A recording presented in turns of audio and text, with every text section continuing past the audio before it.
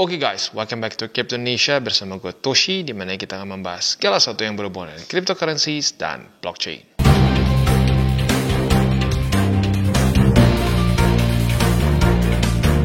Oke, jadi pada hari ini guys, kita akan bahas mengenai nabung dan investasi.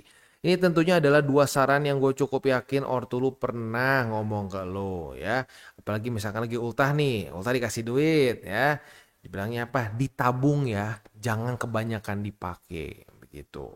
Nah, terutama buat Gen Z mungkin ini waduh makin gatal nih. Kalau gue perhatiin pokoknya makin muda, makin gatal untuk nge-spend begitu. Makin tua cenderung lebih kuat nge-spend begitu. Ya karena mungkin lagi-lagi itu adalah efek dari sosmed ya. Sosmed bikin orang-orang lebih ya apa ya, lebih consume banyak ya, menjadi lebih konsumerisme lebih tinggi begitu. Nah, tapi lagi-lagi tujuan gue sih bukan ngebahas konsumerisme dan lain-lain, enggak sih. Kalau gue sih akan membahas kenapa pentingnya lu harus mulai gitu menabung dan investasi. Nah, kita akan lihat 10 negara dengan savings rate tertinggi begitu. Savings rate ini adalah simpelnya lu ngasilin berapa nih? Kita ambil contoh satu negara, misalkan rata-rata orang menghasilkan 10.000 USD per tahun lah anggap ya. Nah, dia bisa menabung 2.000 USD. Artinya savings rate dia 20%. Kalau gaji lu misalkan 10 juta ya berarti kalau ya anggap 10 juta setahun, oh janganlah ekstrim ya.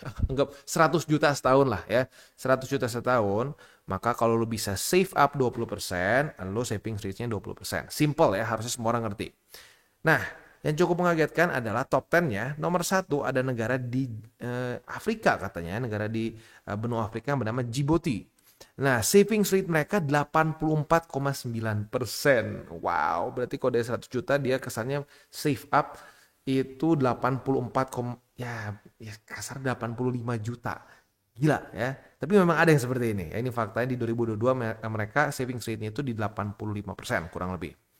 Qatar 67,7, Ireland 64,1 ya, Gabon di 60,3, Singapura 60,1 nih tetangga kita ya, ternyata isinya tukang ini ya, tukang nimbun duit ya.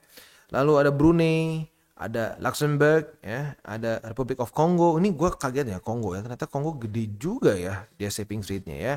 Ada Zambia 50,1% dan Norway di 50% ya. Nah, Indonesia berapa? Indonesia menurut datanya terakhir itu di bulan Juni 2024 di angka 36,8%. Nah, coba komen di bawah. Bener nggak nih 36,8? Lu dari gaji setahun atau ya kasarnya nggak usah setahun, lalu sebulan bisa nggak nabung 36,8% dari gaji lu? Ya gue pengen tahu nih, data yang dikeluarkan sama Indonesia akurat nggak nih? Ya minimal untuk para subscriber gue lah. Lo bisa nabung 36,8% nggak dari gaji lo ya. Nah tapi intinya seperti ini data yang dikeluarkan oleh Indonesia. Nah buat lo yang sudah nonton TCI terutama untuk wejangan Witoshi ya, kemungkinan besar sudah tahu aturan 50-30-20 ya. Buat yang belum nonton lo bisa lihat di link description di bawah ya. Jadi ini adalah budgeting rule. 50% untuk keinginan ya. 50% untuk needs, bukan keinginan, untuk keperluan ya, groceries, housing, utilities ya, yang kalau lu nggak bayar kacau gitu ya, lu nggak bayar cicilan rumah kan ya rumah lu diambil gitu ya, nggak bayar cicilan mobil, yang mobilnya juga ditarik sama leasing ya, itu jadi keperluan. Lalu 30% keinginan ya, untuk belanja, hobi ya, dan lain-lain lah, hal yang membuat lu happy begitu. 20% untuk ya savings, untuk ditabung. Nah, moga-moga sih lu udah ngikutin. Ya untuk detailnya lagi-lagi boleh nonton di video yang sudah gua upload, yaitu ya mengenai aturan ini ya di Wejangan Witoshi, karena kalau kita bahas lagi di sini takut kepanjangan ya. Oke, berarti udah kebayang ya. 20% ini berarti di bawah daripada rata-rata atau dari data yang dikeluarkan Indonesia. Nggak tahu nih bener atau enggak ya. Kalau menurut gua 36,8, nggak tahu di Indo bener gak sih? Kalau gue lihat rata-rata kayaknya enggak deh. Tapi ya coba makanya komen di bawah. Bener nggak nih? Akurat nggak nih data yang dikeluarkan oleh ya berarti Kementerian Keuangan ini harusnya ya. Oke, berarti udah nih kita bahas mengenai nabung. Nabung kurang lebih seperti itu. Very simple. Jadi yang gua minta ke subscriber gua itu in theory lebih rendah daripada ya data orang-orang Indonesia begitu. Jadi harusnya gampang ya. Save up 20%. Kalau misalkan ngerasa aduh bang, kok ini ya bang kayak masih belum cukup nih, masih belum 20%. Berarti masih banyak keinginan nih, masih kebanyakan keinginan. Nah, jadi kalau sampai harus dikorbankan, harus yang keinginan, bukan yang keperluan ya. Kalau yang keperluan yang dikurangin, ya bahaya begitu. Jangan sampai, nggak apa bang, buat gua nabung nih, buat gua investasi di kripto, di saham, dimanapun. Gua makan nasi pakai garam, ya taunya lu malah mati. Mati kurang gizi gitu, itu juga nggak lucu jadinya ya. Oke, percaya atau enggak, untuk saving up ini menurut gua adalah the easy part. Begitu. Wah, buat yang tipe-tipe orang boros sekarang, aduh gila bang, apanya yang gampang, susah setengah mati savings ya. Tapi suka nggak suka itu adalah the easy part.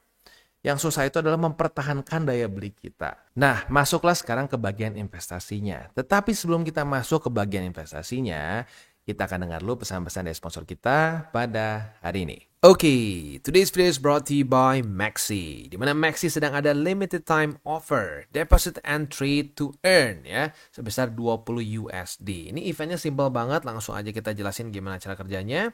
Jadi selama event ini berjalan, apabila lo melakukan first deposit sebesar 100 USD atau lebih tepatnya lebih dari 100 USD dan mengkomplit 100 USD dalam trading volume akan mendapatkan 20 USD bonus. Simple banget, deposit 100 USD atau lebih dari 100 USD ya selama 7 hari setelah registrasi. Jadi ini untuk new users ya. Dan trade volume lebih besar dari 100 USD plus lu hold 7 hari dan bisa claim 20 USDT. As simple as that ya. Jadi buat lo yang tertarik silakan bisa ikutan ya, dan memang kalau buat lo yang berencana untuk melakukan deposit dan memang pengen akumulasi juga, boleh pertimbangkan untuk menggunakan Maxi agar bisa mendapatkan bonus 20 USDT. Sekali lagi, ini limited time offer. Buat lo yang tertarik, silakan bisa menggunakan link referral kita di bawah. Oke, dan balik lagi, investasi. Ngapain sih investasi? Ya, udah taruh aja di bawah ranjang begitu. Ya, itu jujurnya pemikiran yang udah sangat jadul ya, zaman dinosaurus. Kenapa kita jangan kita taruh uang kita di bawah di bawah ranjang atau dimasukin aja ke brankas. Kenapa kita harus investasikan?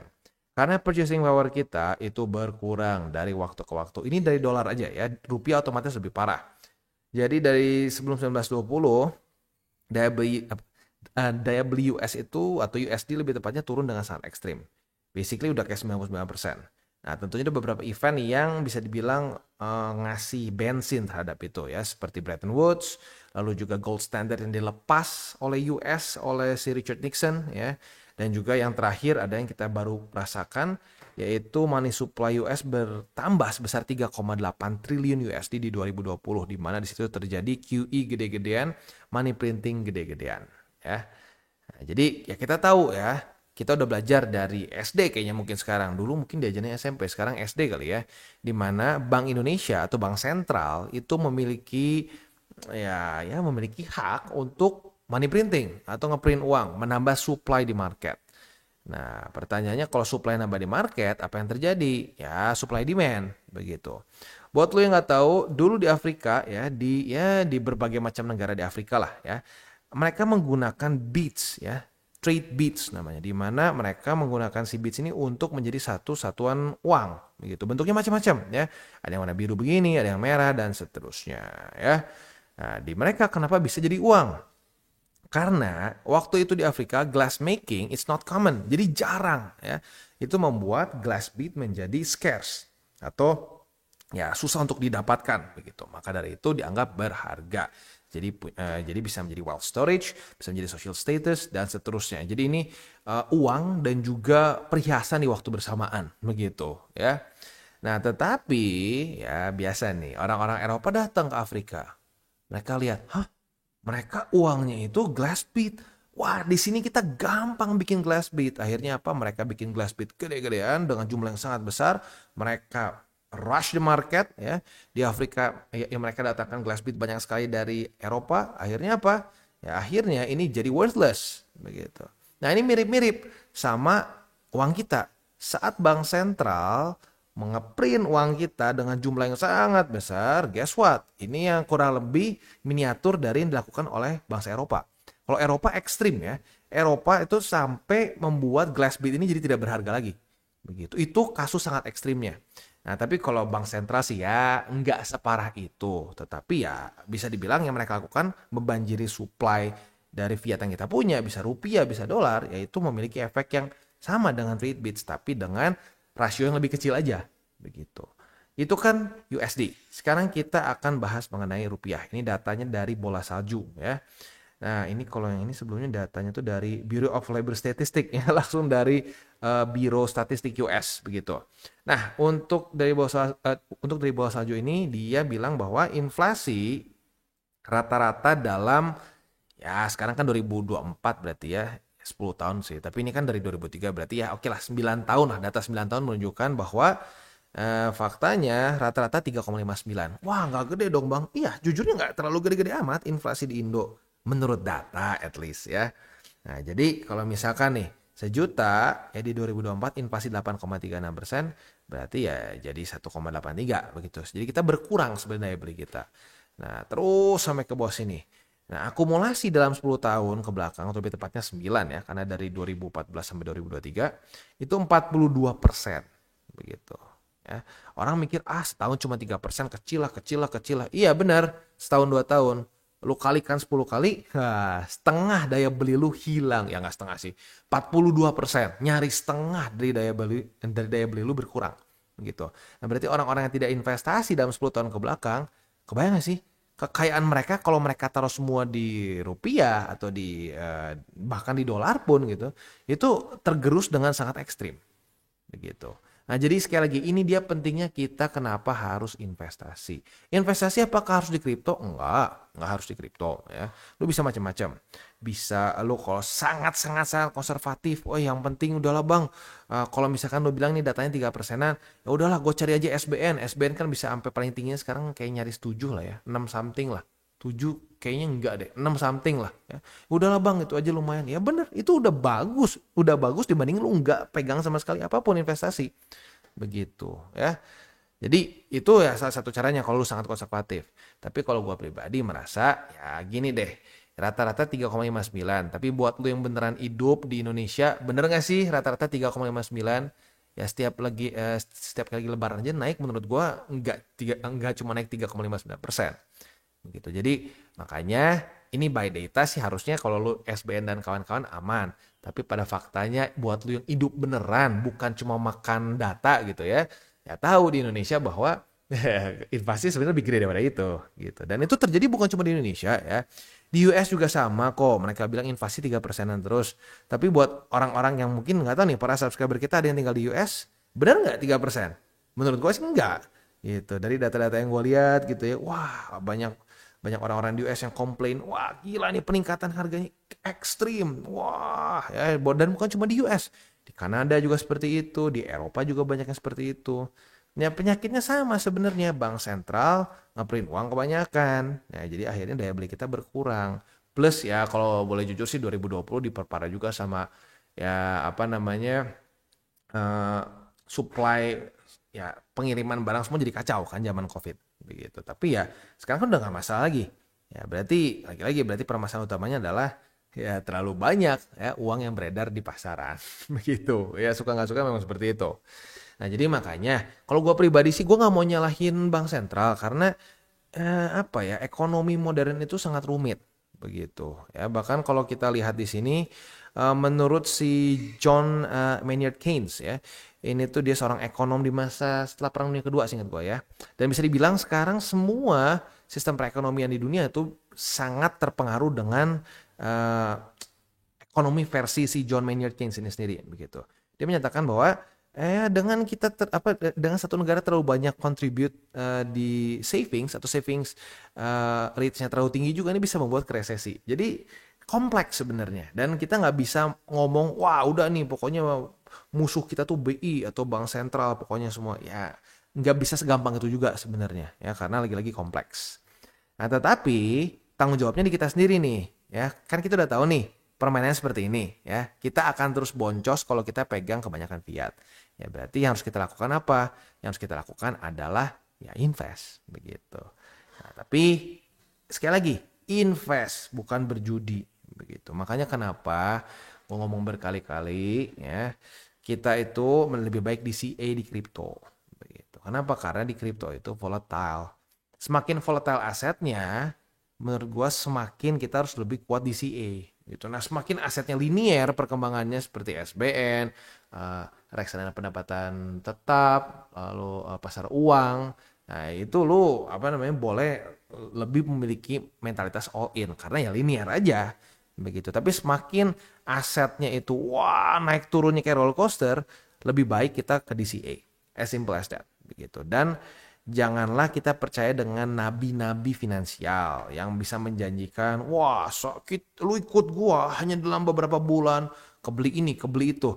Kalau sampai jualan utama mereka adalah, lu ikut gua bisa kebeli ini, kebeli itu, ya lu lihat sendiri sih hasilnya kayak gimana. Dari dulu sampai sekarang sama aja, gitu loh. Ya, dari zaman Charles Ponzi, ya, Charles Ponzi itu sebelum Titanic karam, ya, sebelum Titanic karam sampai sekarang masih sama kok modus operandinya. Oh, lu kalau ikut kita, lu akan bisa dapat profit yang selalu konsisten, sekian. Pas dikasih tahu angkanya tidak masuk akal sebenarnya. Nah, tapi kenapa dari masa ke masa orang semua kena? Ya karena terlena gitu dengan wah enak ya kalau sehari gue diam segini. Nah itu nggak bisa ya. Jadi lagi-lagi benar kita harus nabung dan berinvestasi tapi dengan cara yang tepat begitu ya. Kalau gue pribadi lebih suka gue yang atur semua sendiri gitu. Tapi kalau lo ngerasa aduh bang gue mungkin susah nih bang gini-gini ya udah lu DCA murni tutup mata. Nggak harus di kripto bahkan. Kalau lu mau DCA murni misalkan di S&P 500 lalu di Nasdaq, itu juga bisa-bisa aja. Itu historically speaking juga bagus. Tapi kalau gue pribadi, gue merasa secara opportunity-nya lebih besar di kripto. Gitu. Nah, kalau di kripto lu DCA murni, jangan nekat juga. Jangan nekat di koin-koin yang nggak jelas. Nggak, DCA-nya di BTC aja. Kalau lu benar-benar mau tutup mata dan nggak mau tahu sama sekali mengenai fundamental dan TA dari kripto. Begitu. Ya.